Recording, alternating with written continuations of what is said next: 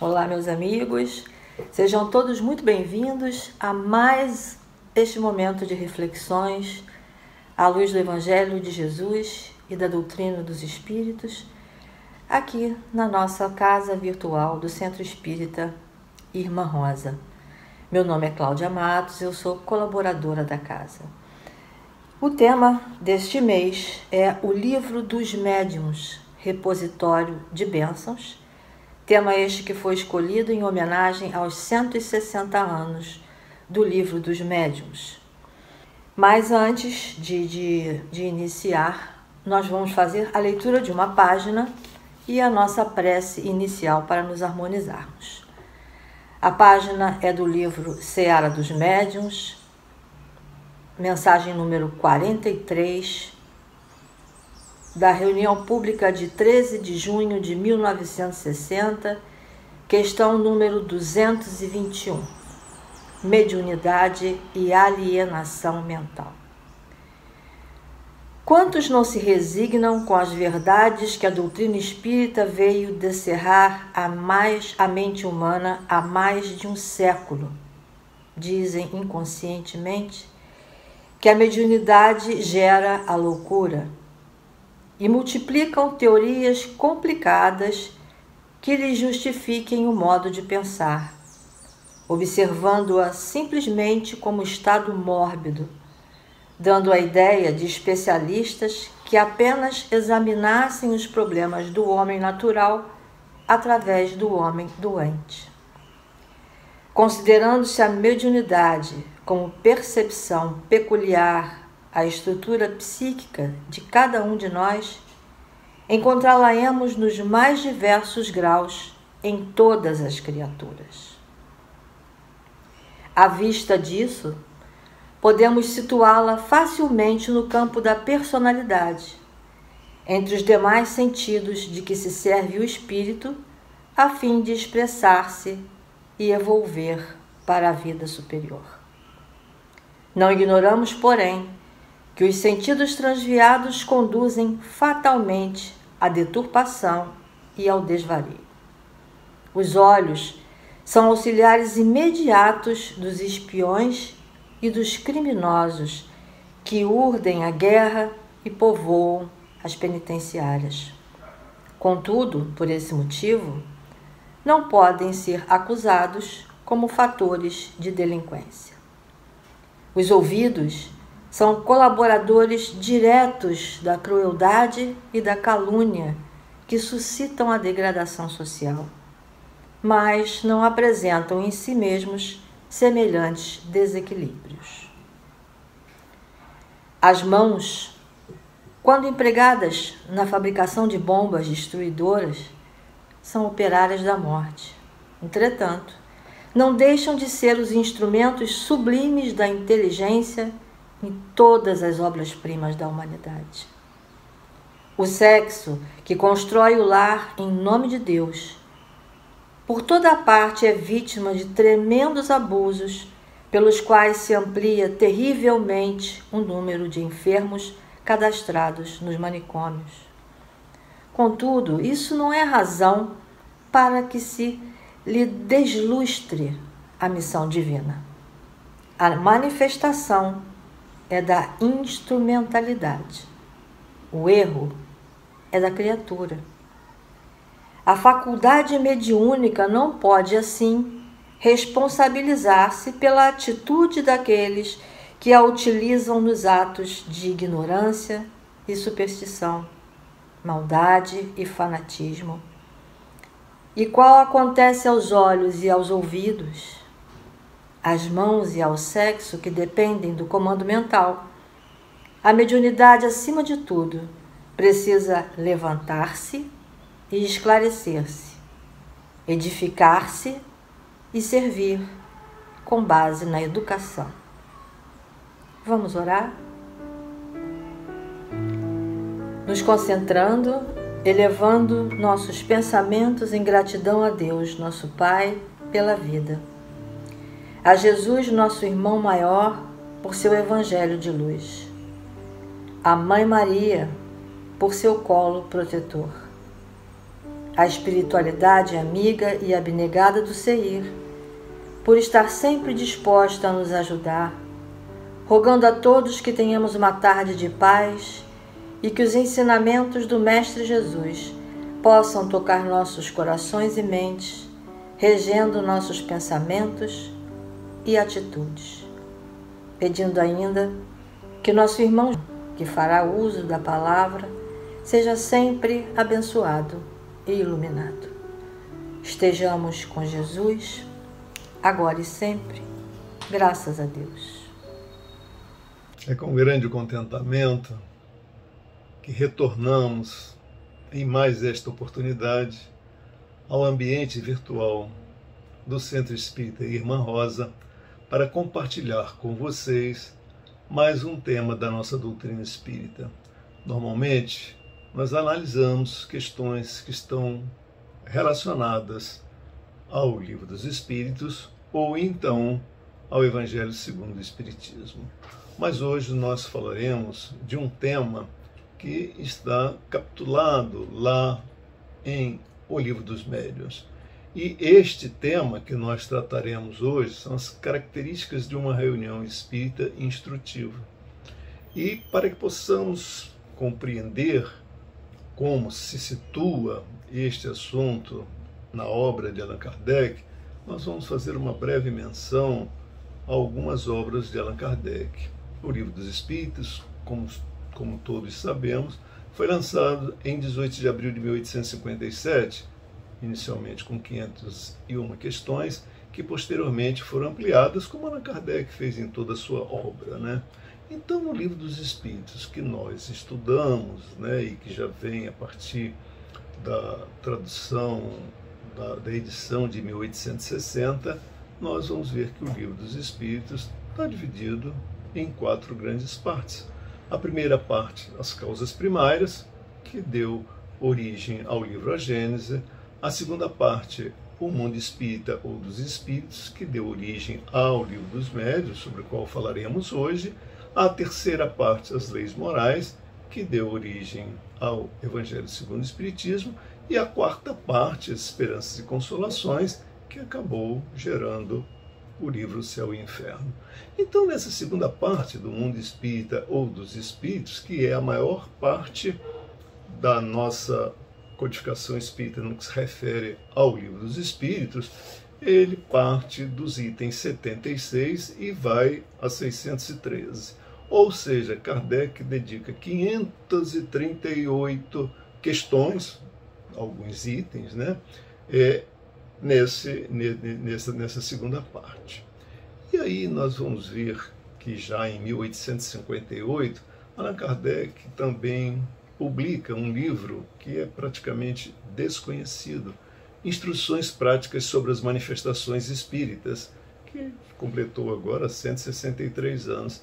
E esse livro, que realmente é muito pouco conhecido, ele foi, na verdade, a primeira obra de Allan Kardec como que um manual para os médiuns. E é um livro importante porque ele continha 160 verbetes realizados pelo próprio codificador, né, que escreveu estes verbetes, cujo objetivo dele, inclusive, era fazer, posteriormente, um dicionário com muito mais verbetes, mas que não foi possível em função da sua desencarnação. Mas temos também, em 1859, um livro importantíssimo, que é o livro que é o Espiritismo, um pouco mais conhecido, mas também sem que tenha devida atenção por parte dos espíritas mesmo. E esse livro, que é o Espiritismo, ele também é de fundamental importância que conheçamos, porque ele é um livro pequeno, mas que contém os principais fundamentos da nossa doutrina espírita. E Allan Kardec, naquele início, né, do Espiritismo, as pessoas ainda tinham muitas dúvidas, então ele resolveu justamente publicar um livro, O que é o Espiritismo, onde ele vai explicar, nos capítulos 1, que é uma pequena conferência espírita, onde ele vai tratar de diálogos que ele teve com um crítico, com um cético e com um padre, esclarecendo os aspectos principais da doutrina espírita, mas vai falar no capítulo 2 também sobre as noções elementares do espiritismo e no capítulo 3 as soluções de alguns problemas da doutrina espírita.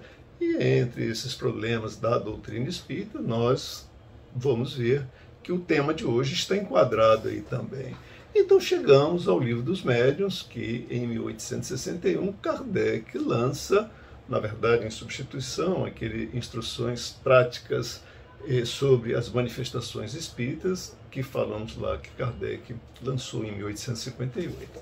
Muito bem, e esse Livro dos Médiuns, ele vai conter o quê? O ensino especial dos espíritos sobre a teoria de todos os gêneros de manifestações, os meios de comunicação com o mundo invisível, o desenvolvimento da mediunidade, as dificuldades e os escolhos que se podem encontrar na prática do espiritismo. Esse é um breve resumo do que é o Livro dos Médiuns, que, na verdade, Allan Kardec divide em duas grandes partes. A primeira parte são noções preliminares e a segunda parte das manifestações espíritas.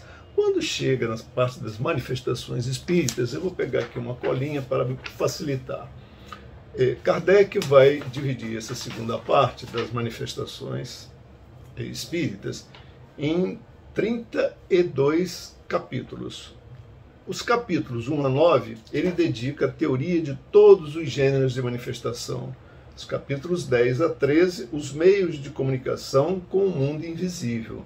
Os capítulos 14 a 22, o desenvolvimento da mediunidade. E, finalmente, os capítulos 23 a 32, as dificuldades e os tropeços que se podem encontrar na prática do espiritismo. E nós vamos tratar hoje, mais propriamente, do capítulo 29, que vai ser sobre as reuniões e sociedades espíritas. Então, nós vamos ver que este capítulo 29 de O Livro dos Médiuns, ou Guia dos Médiuns ou Evocadores, ele vai cuidar das reuniões em geral. E Allan Kardec vai explicar que as reuniões espíritas podem oferecer grandes vantagens, uma vez que permitem esclarecimentos, permuta de pensamentos, pelas perguntas e observações feitas por qualquer um e que todos que participam daquela reunião podem muito bem aproveitar do que ela trouxer, né, de ensinamentos e de conhecimentos. As reuniões espíritas, elas diferem muito quanto às suas características, e isso é importante que tenhamos presente, e de acordo com os seus propósitos, né? E por isso mesmo, a Constituição também deve se pautar por um entendimento de que características são essas, né? Então, nós vamos ver que, de acordo com a natureza dessas reuniões, elas podem ser classificadas como ou uma reunião frívola, ou uma reunião experimental, ou então uma reunião instrutiva. O que vem a ser uma reunião frívola? Uma reunião frívola é aquela que se constitui de pessoas que só se interessam como objeto daquelas reuniões, que se chama de passatempo, né? Ou seja, aquelas manifestações que são dadas por espíritos levianos, né? Que gostam de divertir as pessoas presentes ali, gostam de se divertir nessa espécie de reunião, e os espíritos levianos gozam de plena liberdade para participar dessas reuniões. E nessas reuniões, que se costumam pedir as coisas mais banais aos espíritos, como, por exemplo, como está a família, o que vai acontecer da família, qual é o sucesso profissional que ela vai ter, vai pedir para se adivinhar a idade de pessoas, o que elas têm segredos, quais são os segredos, pedir a revelação de pequenos segredos e outras coisas dessa natureza de sua menos importância. O simples bom senso daqueles que já conhecem um pouquinho a doutrina espírita já vai nos levar a pensar, a dizer que os espíritos elevados não podem comparecer, em hipótese alguma, a reuniões dessa espécie, dessa natureza. Por quê? Porque vão estar presentes ali pessoas que são inconsequentes e, obviamente, abrindo um campo para que as entidades manifestantes, os espíritos levianos, venham a participar. Nós temos um segundo tipo de reunião, que são as reuniões denominadas as reuniões experimentais, que têm particularmente a finalidade da produção das manifestações físicas. Para muitas pessoas representa um espetáculo curioso, muito mais de curiosidade do que efetivamente de instrução. E os incrédulos tantas vezes saem dali espantados, menos convencidos do que entraram. E é natural até que seja dessa forma, porque ele começa a desconfiar da existência de truques. Kardec também desconfiava no início, buscava, olhava embaixo das mesas. Kardec também foi cuidadoso. Mas, lamentavelmente, nós tivemos muitos casos de charlatanismo, de embuste e de fraudes espíritas. Tanto era assim que Allan Kardec cuidou de, no capítulo 28, trazer informações e detalhes sobre essas questões que efetivamente ocorriam e que ainda hoje nós devemos ter cuidado para que isso não se suceda. Não é, significa dizer que hoje já não tem mais. Não, não é isso. Apesar disso, essas espécies de experimentações, nós estamos falando das reuniões experimentais, elas tiveram uma utilidade muito grande naquela época do espiritismo nascente. Não podemos negar isso. E por quê? Porque foram essas reuniões experimentais que levaram à descoberta das leis que regem o mundo invisível. E para muitas pessoas, ainda hoje, são um poderoso motivo de convicção, né? É claro que o próprio Allan Kardec se valeu daquelas primeiras reuniões das quais ele participou, de reuniões experimentais, sim, onde ele iniciou as observações, os estudos a respeito dos fenômenos que ocorriam. E passamos, então, às reuniões instrutivas. As reuniões instrutivas constam dos itens 327 a 333 desse capítulo 29 de O Livro dos Médiuns, ou o Guia dos Médiuns ou Evocadores, né? E essas reuniões instrutivas, elas vão ter características inteiramente diversas. Como é que nós podemos compreender o verdadeiro ensinamento da doutrina espírita, né? Quais são as particularidades, em que condições essas reuniões devem ser realizadas, né?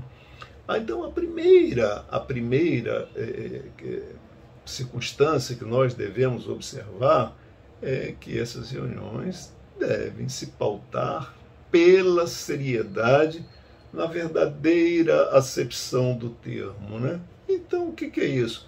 É que seja necessário, sim, que todos os participantes estejam convencidos de que os espíritos a que desejam dirigir-se pertencem a uma natureza especial.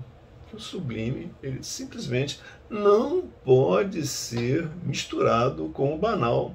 Isso não é natural. Qualquer pensamento absolutamente racional, como Allan Kardec sempre nos ensinou, vai mostrar dessa natureza. Então, se nós desejamos bons resultados nessas reuniões instrutivas, preciso é que tenhamos a companhia de bons espíritos, né? Os espíritos que são elevados e mesmo até aqueles superiores que eventualmente participam dessas nossas reuniões só vão comparecer se uma reunião for séria. Não serão participantes de reuniões de homens levianos ou superficiais, com certeza não. Então, essas reuniões instrutivas numa sociedade, nós estamos falando da instituição espírita, seja ela casa, grupo ou instituição, isso não importa o nome.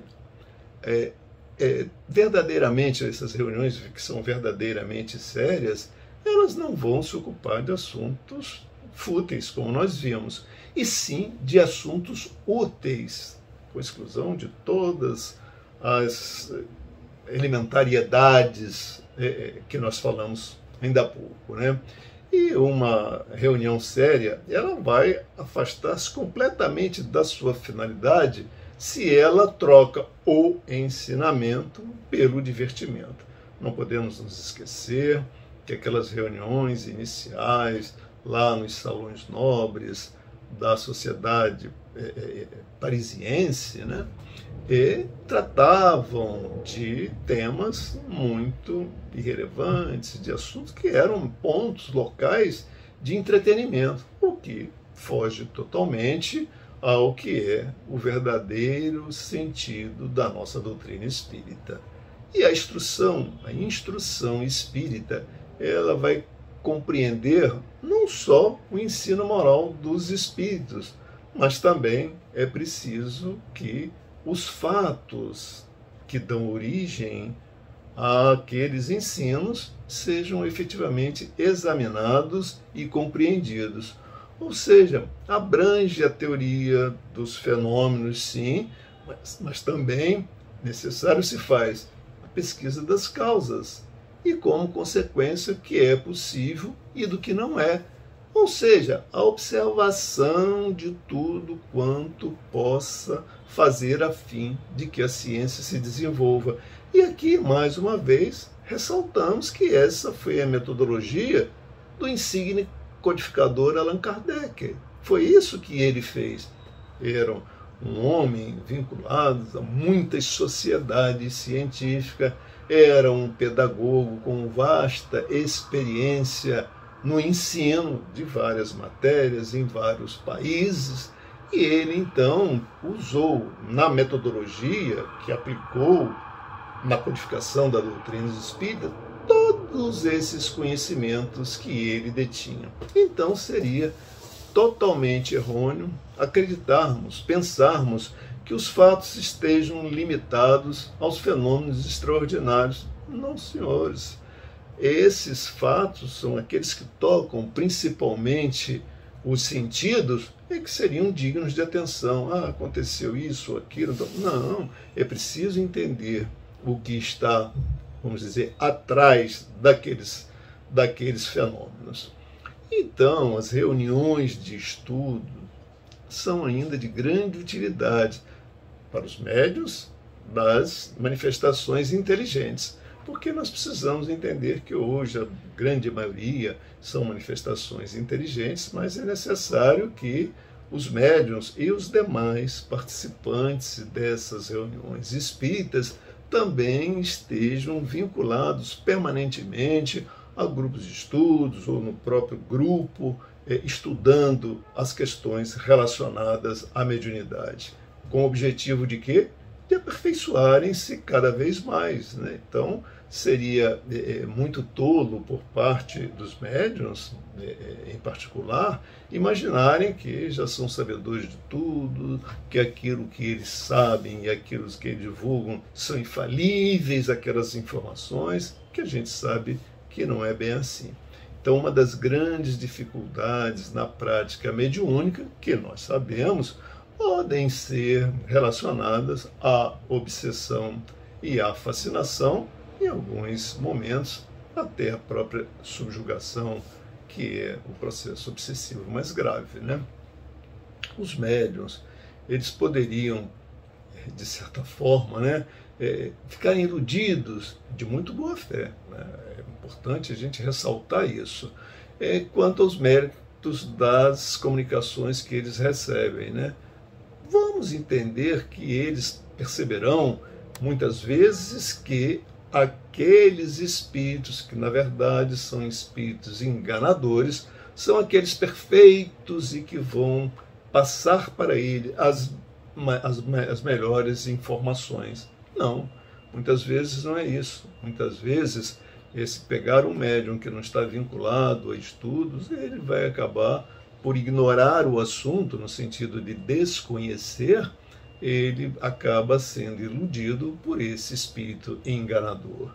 É por isso que muitos espíritos, né, acabam por buscar afastar do controle todos aqueles médiuns que estão como que obsedados ou fascinados, a fim de que eles não consigam esclarecimentos em outro lugar.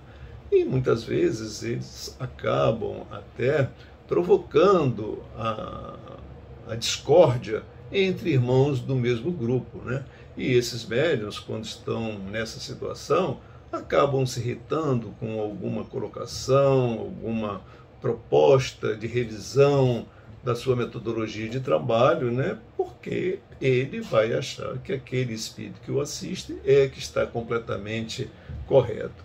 Então, graças ao isolamento, a fascinação se apresenta e aí nós sabemos que o médium pode ficar facilmente levado, né, a manifestações que não correspondem a um bom trabalho na área da mediunidade.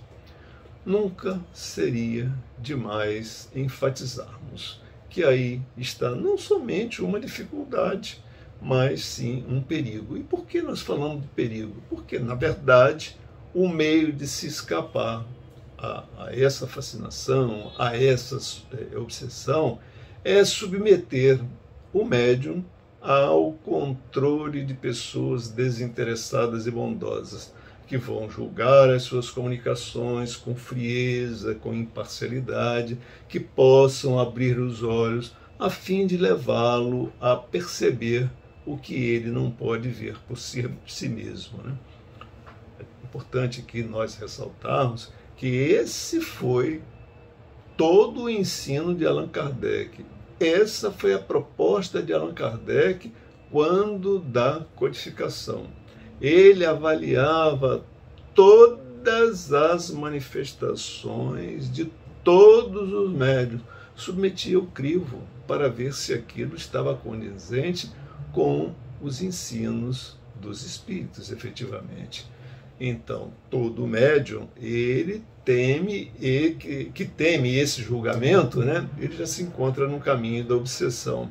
Aquele que pensa num bom trabalho, já que a luz, que tem certeza que aquela luz não foi feita só para ele, ele então está mais apropriado para realizar essa missão.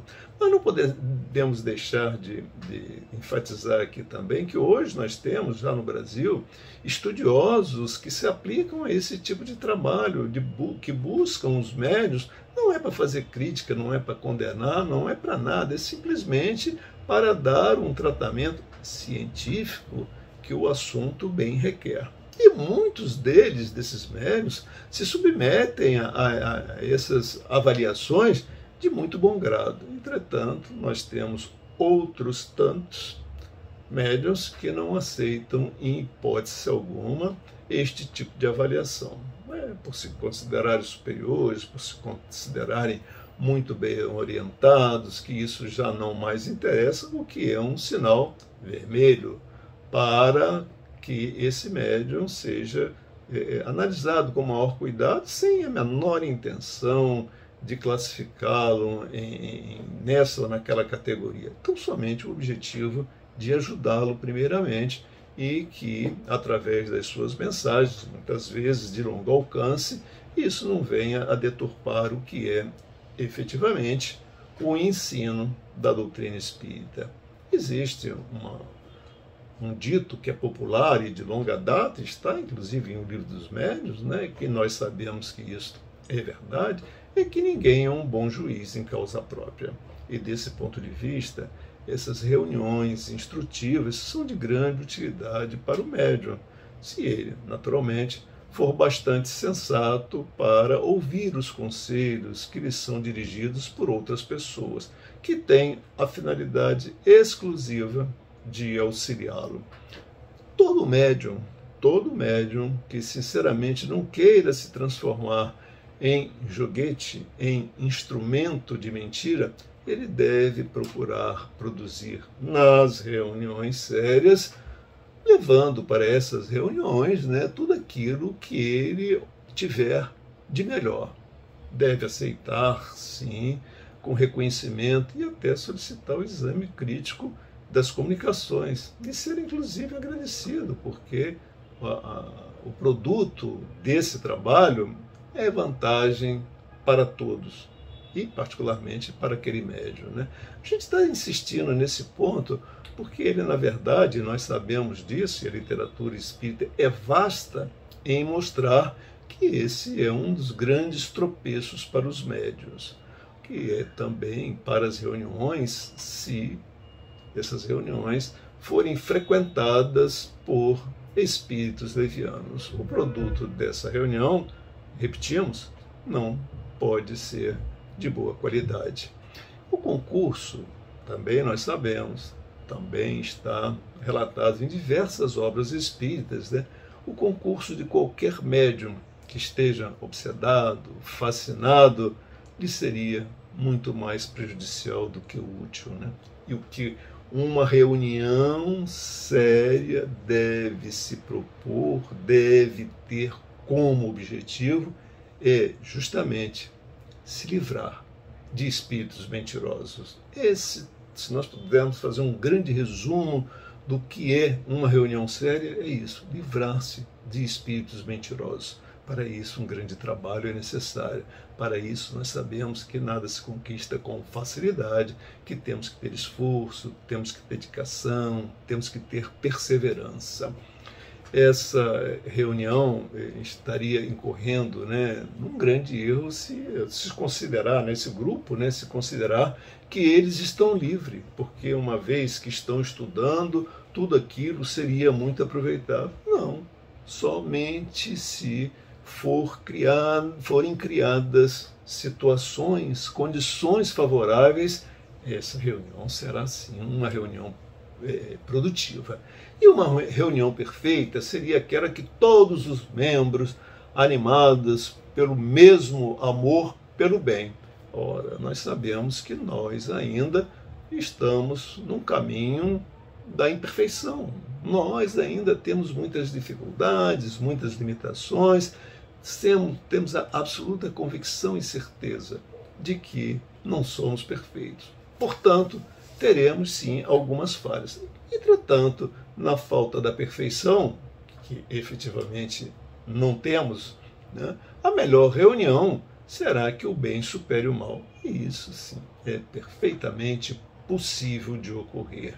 E essa reunião, que é um ser coletivo, né, essas qualidades, propriedades, são a soma de todos os seus membros. Nós precisamos compreender também que uma reunião dessa natureza mediúnica, ela tem, além do próprio médium, mas tem também os dirigentes espirituais, temos os amigos espirituais, nós temos o dirigente da reunião no plano material, nós temos os dialogadores, nós temos aqueles médiuns que nós chamamos de assistentes, ou aqueles médiuns de apoio, em que vai, ao longo da reunião, dar um passe, emitir as suas melhores vibrações para compor o bom estado, o bom ambiente mental da reunião, né, para, com as suas preces,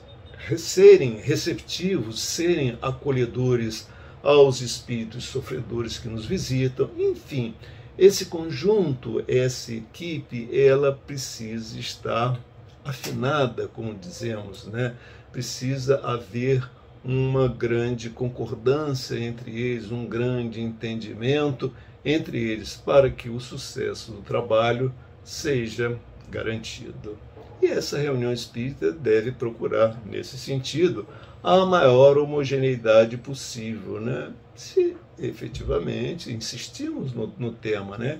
Se quisermos termos resultados sérios e verdadeiramente úteis. Então, nós, se não tivermos esses cuidados, não vamos poder, com certeza, lamentar os resultados que iremos adquirir se não forem adotados esses cuidados. Então, essa concentração e essa comunhão de pensamentos entre esses membros das reuniões instrutivas, elas são condições necessárias de toda reunião séria, né? E que vai tratar de assuntos da maior envergadura, de assuntos que venham efetivamente ampliar o leque das nossas oportunidades de aprendizado, de conhecimento, mas também no sentido de melhor auxiliar aqueles que requerem o nosso concurso, a nossa ajuda. Então, uma outra exigência, não menos necessária, é a da regularidade das sessões, né? Em todas essas sessões, nós vamos acabar encontrando aqueles espíritos que são os frequentadores habituais, né? Isto é, aqueles espíritos protetores que estão vinculados àquela tarefa, né?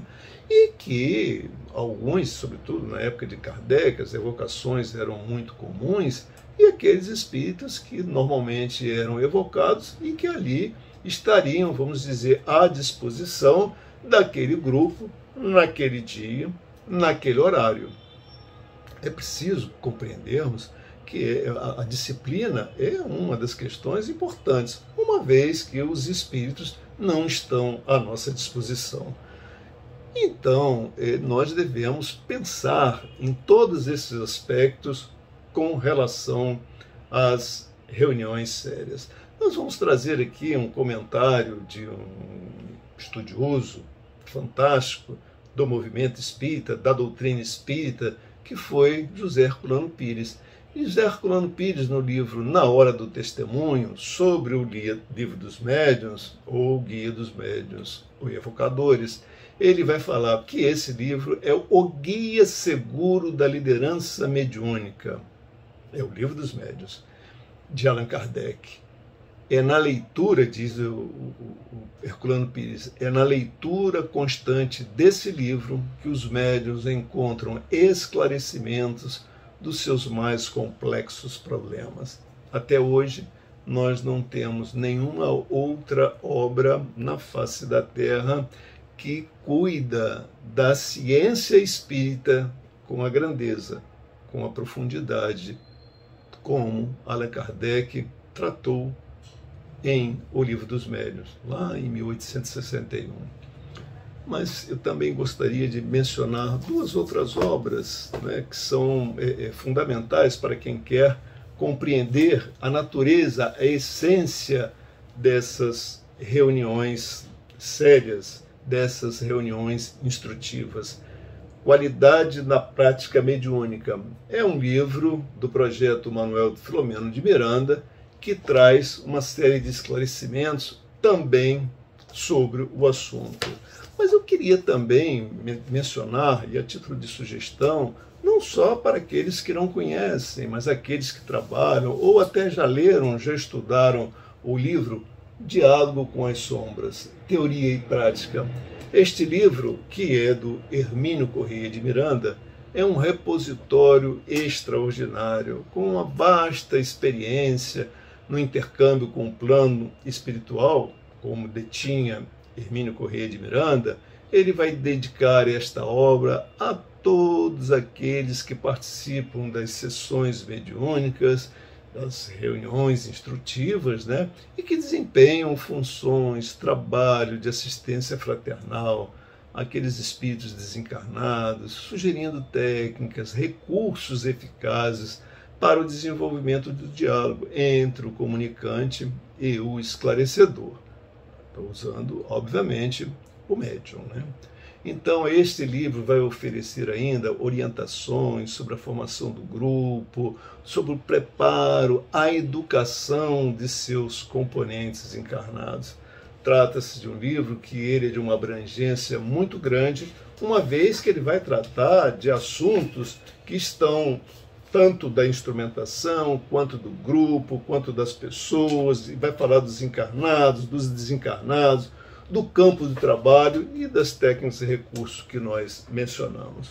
É uma obra extraordinária se nós quisermos adicionar à leitura que nós temos e o estudo e a aplicação prática, o que é mais fundamental, deste tema que nós tratamos hoje, das reuniões instrutivas capituladas em O Livro dos Médiuns.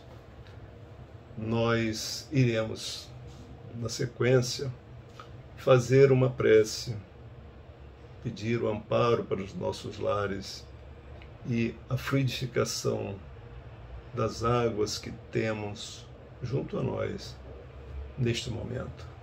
Agradecidos que estamos mais uma vez a Deus, nosso Pai amoroso, ao Divino Mestre Jesus, com os seus sublimes ensinamentos, e a Allan Kardec, pelo abnegado trabalho para nos legar a consoladora e esclarecedora doutrina espírita, que tanto contribui para a nossa iluminação espiritual, para os momentos de muitas dificuldades que ora todos enfrentamos, que tenhamos presente em nossas vidas a grandiosa bondade e a soberana justiça do nosso amado Pai. Rogamos, Pai, o seu auxílio e a sua proteção para o nosso lar e para todos os nossos familiares, mas também para todos os nossos irmãos em humanidade. Que a água que trazemos conosco neste momento possa receber os fluidos sutis, contendo as benfazejas energias capazes de nos auxiliar em nosso reequilíbrio físico, mental, emocional ou espiritual. Fortaleçamos a nossa fé, renovemos as nossas esperanças e estejamos animados pelo sentimento de ajudar e servir àqueles que precisam e sofrem mais do que nós. Pedimos aos amigos espirituais que tutelam as atividades das reuniões espíritas em todo o planeta, que envolvam, ajudem e intuam a todos aqueles que, de uma forma ou de outra, estejam vinculados às tarefas relacionadas às reuniões instrutivas no âmbito das sociedades espíritas. Que a infinita misericórdia do Pai Criador alcance a todos nós, suas criaturas, em mais esta experiência da nossa jornada evolutiva. Que assim seja.